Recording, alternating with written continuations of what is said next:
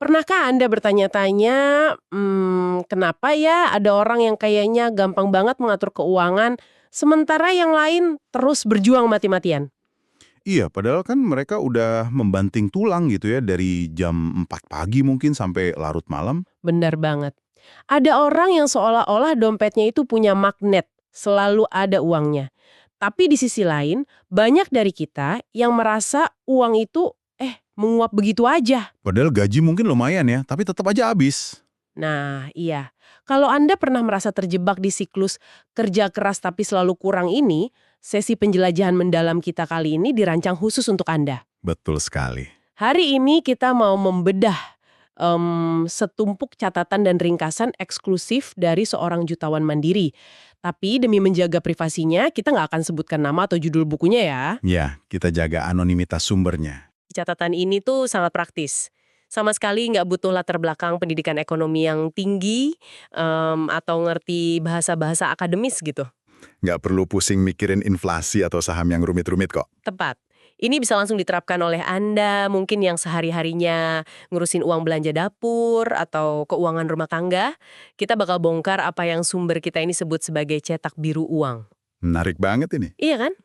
Kenapa apa yang ada di pikiran kita itu jauh lebih menentukan nasib finansial rumah tangga kita dibandingkan seberapa sering suami lembur atau seberapa keras kita berhemat. Pendekatan sumber rahasia kita ini emang sangat fundamental sih.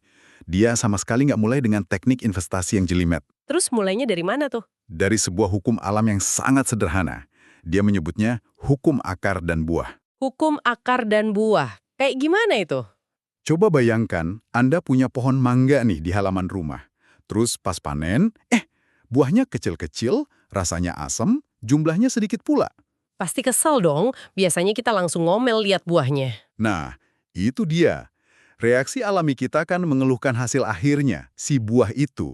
Tapi logikanya, apakah kalau kita gosok-gosok buah yang ada di dahan, atau kita semprot pakai air gula, buahnya bakal jadi manis dari dalam?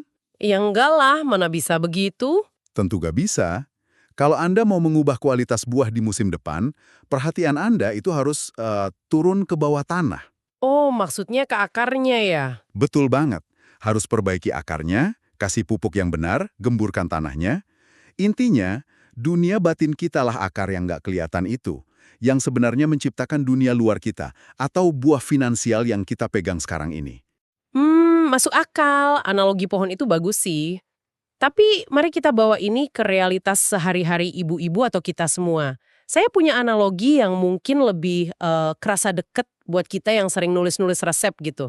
Boleh, silahkan. Gimana tuh? Lupakan dulu istilah komputer atau hal rumit. Bayangkan Anda lagi ngetik resep masakan andalan keluarga nih. Katakanlah resep opor ayam warisan mertua. Ngetiknya di handphone atau di mesin tik. Oke, resep opor ayam. Terus Anda cetak tuh resepnya ke selembar kertas. Pas dibaca, oh ampun, ada salah ketik yang fatal banget.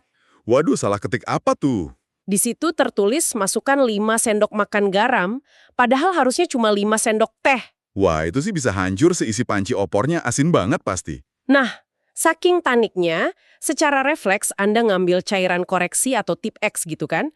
Anda hapus tulisan di kertas itu dan perbaiki manual pakai pulpen jadi sendok teh. Oke, kertasnya udah beres sekarang. Udah bener kan kertasnya? Tapi masalahnya, besoknya Anda butuh cetak resep itu lagi buat dikasih ke saudara. Anda pencet tombol cetak lagi dari HP Anda. Kertas baru keluar nih. Keluar kertas baru, dan coba tebak. Salah ketik 5 sendok makan garam itu nongol lagi. Ah iya, karena yang diubah cuma hasil cetaknya, bukan ketikan aslinya. Tepat banget. Anda nggak bisa terus-terusan ngolesin tip X di kertas cetakan itu. Kertas itu ibarat kondisi dompet atau saldo tabungan Anda saat ini. Hasil fisiknya ya? Iya, untuk mengubahnya secara permanen kita nggak bisa sibuk nambal hasil akhirnya doang. Kita harus balik ke ketikan asli di dalam alat itu, yaitu pikiran kita sendiri. Wah, analogi resep yang brilian banget, sangat gampang dipahami. Dan dari situlah sumber kita ini memperkenalkan yang namanya formula manifestasi. Formula manifestasi, agak berat tuh namanya. Maksudnya gimana? Gampang kok. Dia merumuskannya kayak gini. Pola pikir yang udah tertanam di kepala kita itu bakal menghasilkan sebuah pikiran. Oke, pikiran? Terus? Nah, pikiran ini memicu munculnya perasaan. Perasaan akhirnya mendorong kita untuk melakukan tindakan. Dan dari tindakan itulah kita dapat hasil akhirnya. Tunggu, biar saya cerna dulu. Pikiran jadi perasaan, terus perasaan bikin kita bertindak, dan hasilnya adalah uang kita saat ini. Betul sekali. Jadi kurangnya uang di dompet Anda sekarang itu bukan masalah utamanya. Itu cuma gejala doang. Persis kayak kertas resep yang salah ketik tadi. Saya harus sedikit skeptis di sini nih. Kedengarannya agak kayak sihir motivasi yang sering kita lihat di media sosial. Hehe, banyak yang mikir gitu awalnya. Iya kan? Gimana ceritanya sebuah pikiran abstrak di kepala bisa memicu tindakan fisik dan berujung ke uang? Bisa dijelaskan nggak mekanisme psikologisnya tanpa pakai istilah mistis gitu? Tentu, mari kita bedah pakai logika sehat aja. Ini bukan sihir sama sekali. Bayangkan Anda punya pola pikir dasar kayak gini. Nyari uang itu susah banget, hidup ini rasanya selalu kurang. Pikiran kelangkaan ya? Benar, itu adalah Pikirannya. Nah, pas tanggal tua datang, terus tiba-tiba ada tagihan listrik yang bengkak atau uang sekolah anak harus dibayar, pikiran ini langsung ngirim sinyal bahaya ke otak Anda. wah, langsung panik tuh pasti. Persis, otak langsung memproduksi hormon stres. Anda jadi cemas, jantung berdebar, pusing mikirin utang. Itu adalah, Perasaannya, oke, nyambung nih. Terus tindakannya? pas manusia lagi stres berat dan merasa terancam, mereka cenderung ambil keputusan pakai emosi, bukan logika. Bener juga sih. Jadi mungkin tindakan yang Anda ambil adalah Anda malah kabur. Anda nggak mau lihat tagihan itu karena takut. Atau yang lebih parah, Anda malah pergi ke pasar atau buka aplikasi belanja, beli barang diskonan yang nggak penting buat pelarian emosi sesaat. Saya paham sekarang. Buat ngilangin rasa pusingnya sesaat ya. Betul, dan Hasilnya apa? Uang belanjanya malah beneran habis buat beli barang nggak penting dan tagihan listrik tetap aja nunggak. wah ngeri juga ya. Pola pikir kelangkaan itu malah menciptakan kelangkaan di dunia nyata lewat perilaku kita sendiri. Tepat. Jadi ini sama sekali bukan tentang alam semesta menjatuhkan uang dari langit cuma karena kita mikir positif. Ini murni soal gimana pikiran meretas sistem saraf kita sendiri. Yang akhirnya bikin kita antara ambil keputusan cerdas atau malah mensabotase diri kita sendiri. 100% betul. Ini rantai sebab akibat yang nyata. Dan ini bawa kita ke pertanyaan penting selanjutnya nih. Apa tuh? Dari mana sih ketikan resep yang salah ini berasal sejak awal? Kenapa kita bisa punya pola pikir kayak gitu? Nah iya, kok bisa ada salah ketik di kepala kita? Sumber menyebutkan kalau cetak biru ini hampir semuanya dibentuk di masa kecil kita. Ada 3 cara pembentukannya. Oke, mari kita sebutkan perlahan. Yang pertama itu pemrograman verbal, alias apa yang sering kita dengar. Kedua, permodelan, yaitu apa yang kita lihat dari orang tua. Dan ketiga, insiden spesifik, pengalaman emosional kita tentang uang. Mari kita bahas yang pertama dulu deh, pemrograman verbal. Kalimat-kalimat apa yang masuk ke kepala kita pas kecil? Ada satu kisah nyata yang kuat banget di catatan ini, tentang seorang pria bernama Steven. Siapa itu Steven? Dia ini pebisnis yang penghasilannya luar biasa besar. Miliaran rupiah lah kalau dirupiahkan. Wah, sukses banget dong dia. Secara pemasukan, iya. Tapi anehnya, seberapa banyak pun uang miliaran yang masuk, uangnya itu selalu ludas gak bersisa. Loh, kok bisa? Bangkrut atau gimana? Ya, dia sering banget tiba-tiba ikut investasi bodong atau beli barang mewah yang gak ada gunanya sama sekali, sampai akhirnya dia kembali ke titik nol lagi. Buat seorang pebisnis, itu nggak logis banget sih. Sangat gak masuk akal. Nah, pas dilakukan semacam penelusuran psikologis untuk ngelacak cetak birunya, baru deh ketahuan masalahnya. Apa akar masalahnya? Ternyata, waktu si Stephen ini masih kecil, ibunya hampir setiap hari ngomong kalimat kayak gini, "Orang kaya itu serakah, nak. Mereka memeras keringat orang miskin." Ya ampun, berat banget kalimatnya buat anak kecil. Belum selesai, ibunya lanjut bilang, "Kita ini cukup bisa makan aja udah bagus. Kalau lebih dari itu, kita rakus kayak babi." Astaga, buat anak kecil dibilang rakus kayak babi sama ibunya sendiri, itu kan menakutkan banget. Sangat menakutkan. Karena bagi anak-anak, hal terpenting di dunia ini kan kasih sayang dan persetujuan dari orang tuanya. Betul, nggak mau dibenci ibunya. Nah, jadinya alam bawah sadar si Stephen kecil ini bikin semacam perhitungan matematis gitu demi bertahan hidup. Gimana tuh perhitungannya? Dia mikir, kaya itu sama dengan serakah. Kaya sama dengan babi, dan kalau aku jadi babi, ibuku bakal benci aku. Wah, ketikannya fatal banget ini. Banget. Makanya, pas Stephen udah dewasa dan bisnisnya meledak untung besar, sistem sarafnya langsung ngebunyiin alarm bahaya. Awas, kamu mulai kaya. Nanti ibu benci kamu. Oh, pantesan. Jadi dia secara otomatis ngebuang uangnya itu. Betul. Dia mensabotase bisnisnya tanpa sadar. Dia buang uangnya biar dia bisa balik jadi orang biasa yang disayang ibunya. Ironis banget ya. Dia menghancurkan hidupnya sendiri cuma karena loyalitas buta ke ibunya waktu kecil. Terus, gimana cara dia memutus rantai salah ketik itu? Dia cari cara brilian sih. Dia harus menyelaraskan kekayaannya dengan kebahagiaan ibunya. Gimana caranya? Dia ingat kalau ibunya tuh punya mimpi dari dulu pengen banget berlibur ke Hawaii. Jadi si Stephen pakai sebagian kekayaannya buat beli satu apartemen atau kondominium cantik di pinggir pantai Hawaii. Wah, berbakti banget. Terus dia bilang ke ibunya, tempat itu emang disewakan, tapi khusus buat ibu, dia kosongkan selama 6 bulan setiap musim dingin, biar ibunya bisa tinggal gratis di situ. Reaksi ibunya gimana? Ibunya bahagia luar biasa. Ibunya sampai pamer ke semua tetangganya betapa baiknya putranya yang kaya raya itu. Berarti kalimat orang kaya itu babi udah patah dong? Tepat. Seketika itu juga, pikiran Stephen langsung diketik ulang. Ternyata kaya nggak bikin ibu membenciku. Kaya justru bikin ibu bahagia. Wah, merinding saya dengarnya. Terus keuangannya pulih. Sejak saat itu, dia nggak pernah lagi mensabotase bisnisnya. Kekayaannya bertahan dan makin besar. Itu contoh yang luar biasa sih soal ngubah makna masa lalu. Nah, mari kita beralih ke jalur kedua ya, yaitu permodelan. Ya, apa yang kita lihat dari orang tua kita soal uang? Ada cerita dari istri si penulis sumber kita ini yang menurut saya bakal bikin banyak ibu-ibu atau pendengar kita mengangguk setuju deh. Cerita soal es krim keliling itu ya? Betul. Pas istri penulis ini masih kecil, tiap kali ada penjual es krim lewat, dia pasti lari kegirangan minta uang ke ibunya. Namanya juga anak-anak ya.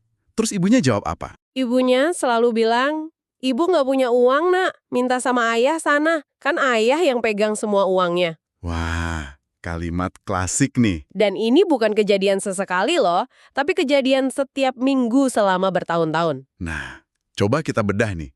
Apa sih resep yang lagi diketik pelan-pelan ke kepala gadis kecil itu dari rutinitas harian tadi? Ya dia jadi mikir kalau ibu-ibu itu nggak boleh punya uang. Tepat. Dia sedang diajarkan 2 aturan mutlak tentang dunia. Pertama, bahwa kodrat seorang wanita adalah nggak punya uang. Dan kedua, tugas mengelola uang itu mutlak cuma milik laki-laki. Saya harus garis bawahi ini sih. Bukankah pola ini masih sering banget terjadi di rumah tangga kita zaman sekarang? Sangat sering, padahal mungkin ibunya waktu itu cuma lagi malas buka dompet, atau kebetulan recehnya lagi habis saja. Iya kan? Ngeles aja ibunya.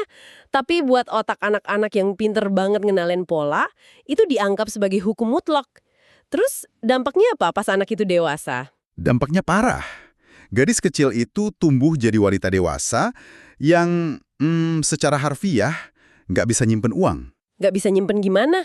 Pas dia udah nikah, berapapun uang bulanan yang dikasih suaminya, pasti langsung habis dalam beberapa hari. Dikasih 1 juta, habis 1 juta. Dikasih 10 juta, habis 10 juta.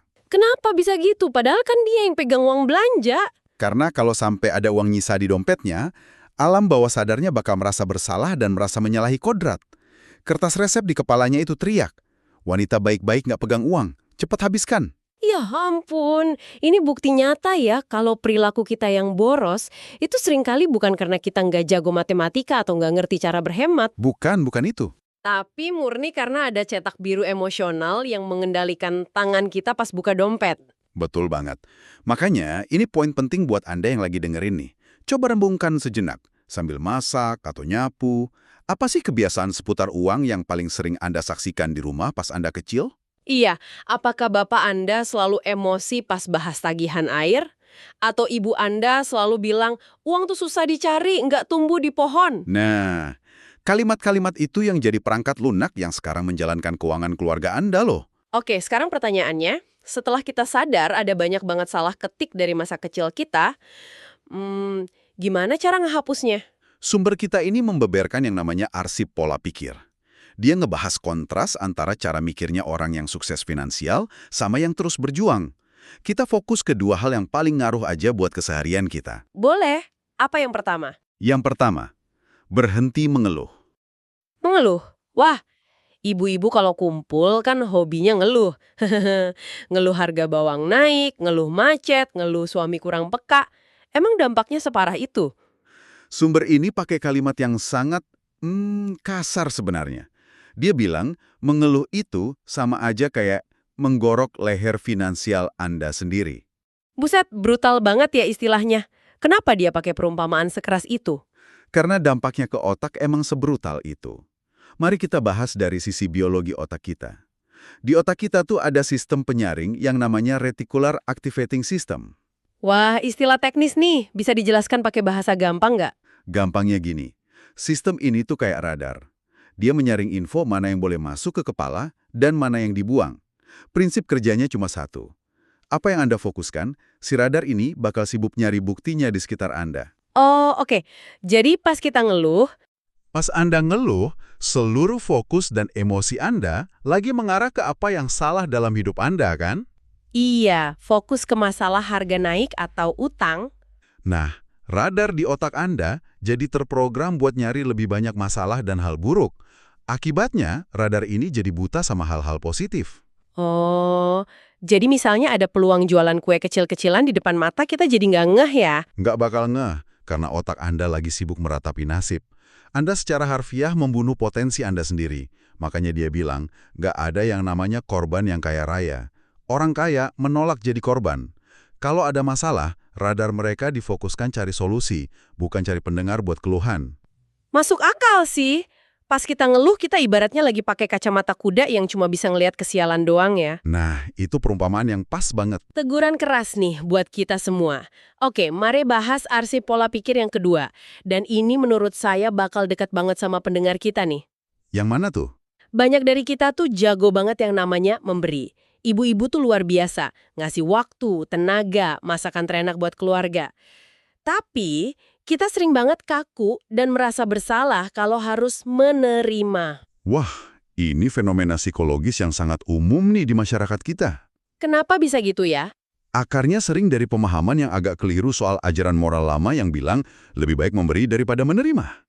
Tunggu dulu, saya yakin pendengar bakal protes nih.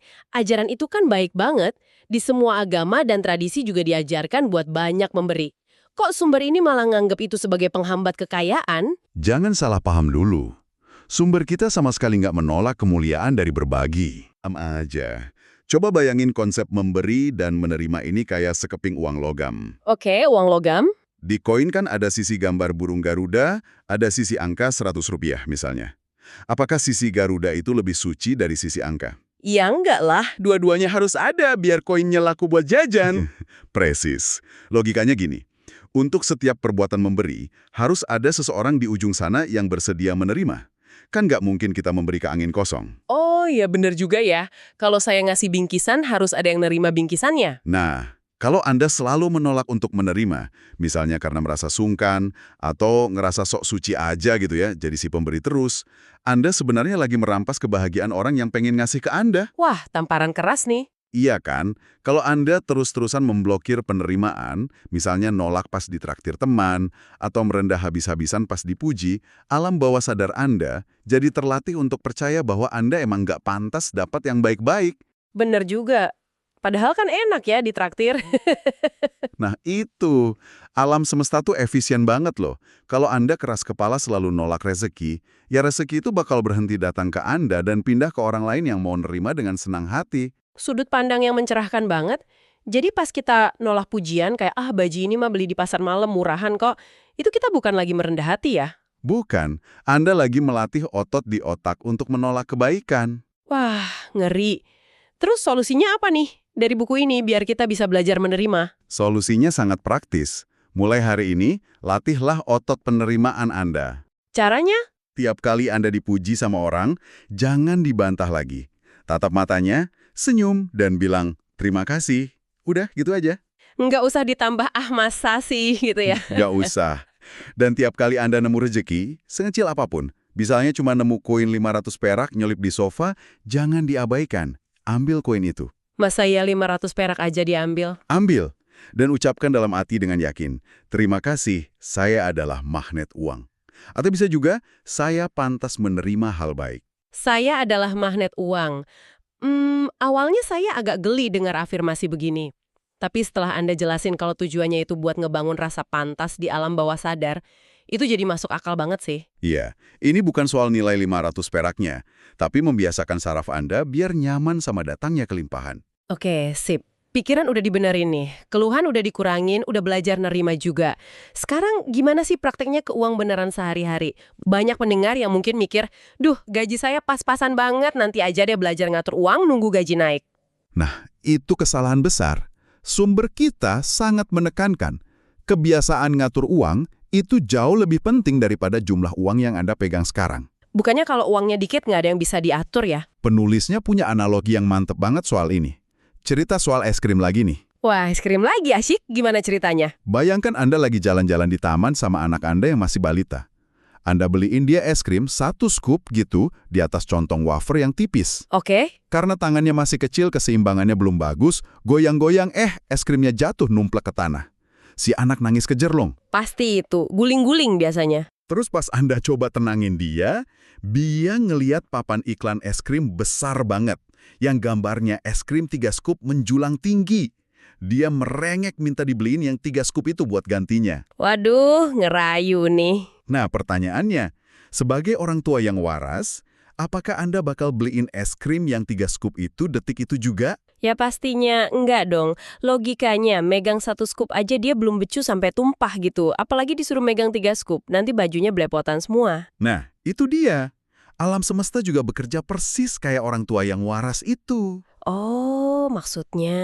Alam semesta ngelihat kondisi keuangan kita dan bilang, coba tunjukkan dulu ke saya kalau kamu udah disiplin dan mampu ngatur apa yang kamu punya sekarang, baru nanti saya kasih rezeki yang lebih besar. Jelek banget ini. Sisa atau malah berujung utang sana-sini, kenapa juga alam semesta harus ngasih uang 10 juta ke pangkuan Anda? Wah, bener juga ya.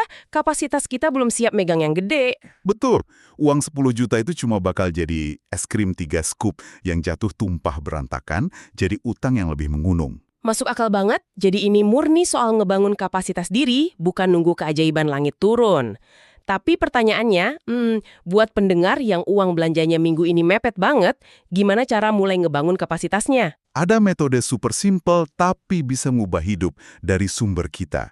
Namanya sistem toples. Toples kerupuk. Toples apa aja boleh. Toples bekas sosis atau selai juga bisa. Ambil toples kosong, taruh di rumah, dan tempelin tulisan toples kebebasan finansial. Oke, terus diapain tuh toples? Misinya cuma satu. Mulai hari ini, masukkan sejumlah uang ke dalam toples itu setiap hari. Ingat ya, setiap hari tanpa bolong. Harus banyak nggak nominalnya? Sama sekali nggak penting nominalnya. Anda bisa masukin 10.000, 5.000, atau kalau hari itu uang Anda habis banget, masukin aja koin 500 perak sisa beli tempe di pasar. Sebentar, saya harus menantang ide ini nih. Masukin 500 perak sehari, sebulan cuma 15.000 dong. Hitungan matematika anak SD aja tahu kalau itu nggak bakal bikin kita kaya. Betul. Secara matematika, Anda benar 100%. 15.000 nggak bakal bikin Anda bisa beli rumah. Terus buat apa dong? Kesannya kayak ngasih harapan palsu. Tujuannya sama sekali bukan buat ngumpulin kekayaan dari uang koin. Tujuannya adalah buat menciptakan pergeseran identitas perlahan-lahan di dalam otak Anda. Pergeseran identitas gimana maksudnya? Ingat, ngatur uang itu ibarat otot, harus dilatih tiap hari. Pas Anda maksa diri buat masukin koin ke toples itu tiap hari, Anda lagi ngebangun sebuah ritual. Oh, jadi rutinitasnya ya yang penting. Tepat. Ritual ini menggeser identitas Anda dari ibu-ibu yang selalu kehabisan uang menjadi seorang pengelola keuangan yang lagi nyiapin tabungan masa depan. Dan hukum radar otak tadi berlaku lagi. Apa yang difokuskan akan membesar. Jadi karena tiap hari kita fokus naruh uang ke toples, radar di otak kita jadi lebih peka buat ngerem pengeluaran lain ya? Betul banget. 500 perak itu anggap aja sebagai biaya pendaftaran harian buat melatih otak Anda jadi manajer keuangan yang disiplin. Sekarang saya paham logikanya. Toples itu alat fisik buat ngetik ulang kertas resep yang salah tadi. Keren sih ini. Kan? Dan biar proses ngetik ulang ini nggak kerasa kayak siksaan, sumber kita punya satu aturan emas yang nggak boleh dilanggar. Aturan apa tuh? Banyak orang gagal berhemat karena mereka menyiksa diri nahan jajan. Uangnya dikunci semua, nggak pernah dipakai buat seneng-seneng. Iya, saking pelitnya ke diri sendiri malah jadi stres. Nah, secara psikologis, kalau Anda ngerasa menderita terus demi nabung, suatu saat Anda bakal meledak dan belanja membabi buta balas dendam. Relate banget nih, habis diet ketat malah makan rakus ya. Terus solusinya? Makanya, selain punya toples buat nabung, Anda juga diwajibkan, sekali lagi ya, diwajibkan buat punya satu wadah khusus yang namanya akun bersenang-senang. Tunggu, bersenang-senang. Katanya lagi mau bebas finansial, kok malah disuruh senang-senang buang uang? Disinilah letak kejeniusan penulisnya. Di diri kita ini ada yang namanya termostat kelayakan. Kayak pengatur suhu di AC gitu. Termostat kelayakan? Ya, batas maksimal seberapa banyak kesuksesan atau kenyamanan yang menurut Anda pantas Anda terima. Nah, uang di akun bersenang-senang ini wajib Anda habiskan tiap bulan buat manjain diri tanpa rasa bersalah. Oh wow, wajib dihabiskan. Wajib. Boleh dikumpulin selama sebulan, terus pas akhir bulan, Anda pakai buat pijat yang enak, atau makan di restoran yang biasanya Anda cuma berani lewat doang depannya, atau sekedar beli kopi mahal di kafe. Tujuannya buat manasin si termostat tadi ya? Tepat. Pas Anda nikmatin hasil keringat Anda tanpa rasa bersalah, Anda ngirim sinyal kuat ke otak. Aku ini pantas loh menikmati hidup enak, aku ini berharga. Wah, ini melegakan banget buat didengar. Jadi nabung wajib, tapi jajan cantik yang udah dialokasikan juga wajib sebagai strategi psikologis ya. Betul, biar waras mentalnya dan nggak sabotase tabungan di masa depan. Mari kita simpulkan bareng-bareng ya. Dunia batin Anda atau pikiran Anda itu adalah mesin tik yang nyetak isi dompet Anda. Mulai sekarang, sadari masa lalu apa yang diam-diam ngendaliin ketakutan Anda soal uang. Betul. Terus berhenti ngeluh, jangan pakai kacamata kuda, belajarlah jadi penerima yang lapang dada, jangan tolak rezeki pakai alasan sungkan. Dan yang terpenting, mulai praktek toples kebebasan finansial hari ini juga, walau cuma pakai koin kembalian tempe. Nah, sebagai penutup nih, ini memunculkan satu pemikiran penting buat Anda semua. Apa tuh? Sepanjang obrolan ini kan kita bahas pengaruh omongan orang tua ke pikiran kita kan? Nah, sumber kita ini ngasih peringatan keras. Cetak bilu keuangan itu gampang banget menular loh. Menular dari lingkungan sekarang maksudnya? Iya, coba bayangin termostat internal Anda tadi. Sekarang, coba perhatikan 3-5 orang teman yang paling sering ngobrol sama Anda tiap hari. Teman arisan mungkin, atau teman kantor. Dengarkan baik-baik pas kalian lagi kumpul. Apakah obrolan mereka itu isinya cuma keluhan, gosip, dan ngerasa jadi korban keadaan? Yang bisa bikin termostat kita jadi dingin dan balik ke pola pikir miskin lagi ya? Tepat. Ataukah mereka mendiskusikan peluang dagang, saling dukung, nyari solusi, yang pelan-pelan bakal menanasi termostat Anda menuju keberlimpahan? Wah, pertanyaan yang sangat tajam buat direnungkan nih. Lingkungan kita ternyata bisa jadi tip X yang hapus semua perbaikan resep yang udah susah-susah kita ketik. Sangat bisa. Jadi, buat Anda yang dengerin, coba pikirkan baik-baik. Siapa yang ada di sekeliling Anda hari ini? Dan yang lebih penting, siapa yang bakal Anda ajak minum teh besok sore buat mulai manasin termostat masa depan Anda? Pilihan ada di tangan Anda. Terima kasih banyak sudah menemani kami di sesi penjelajahan mendalam kali ini. Ganti ketikan resep di pikiran Anda dan biarkan buah kehidupan Anda tumbuh manis dengan sendirinya. Sampai jumpa!